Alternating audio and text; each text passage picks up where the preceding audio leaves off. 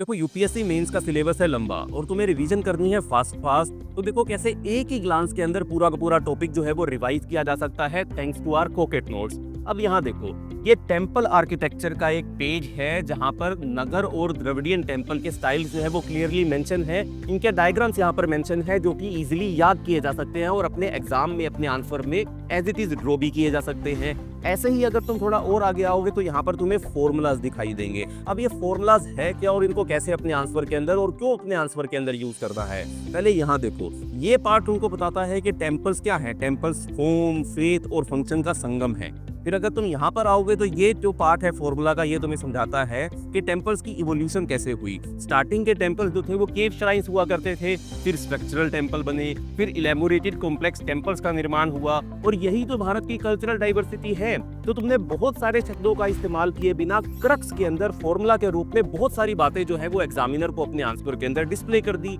ऐसे ही यहाँ पर नीचे तुम देखोगे तो तुम्हें कीवर्ड्स दिखाई देंगे। यहाँ पर जैसे कि एक कीवर्ड मेंशन है जिसका नाम है कल्चरल एक्सचेंज। तुम इसे अपने आंसर में यूज कर सकते हो that temples were the centre of cultural exchange, या फिर India civilisation reach its culmination because of the cultural exchange which happened by temples. ऐसे ही यहाँ पर एक और कीवर्ड है जिसका नाम है pan India diversity. You can use it like that temple architecture in India has pan India diversity. फिर अपने एग्जांपल्स पुट कर दो कि नगर आर्किटेक्चर हो गया, द्रविडियन आर्किटेक्चर हो गया, वेसर आर्किटेक्चर हो गया, कलिंगा स्कूल ऑफ आर्किटेक्चर हो गया। ये वही कीवर्ड्स हैं जो एग्जामिनर तुम्हारे आंसर के अंदर देखता है। ट्राई दीज पॉकेट नोट्स और अपनी आंसर राइटिंग में डिफरेंस जो है वो तुमको क्लियरली दिखाई देगा।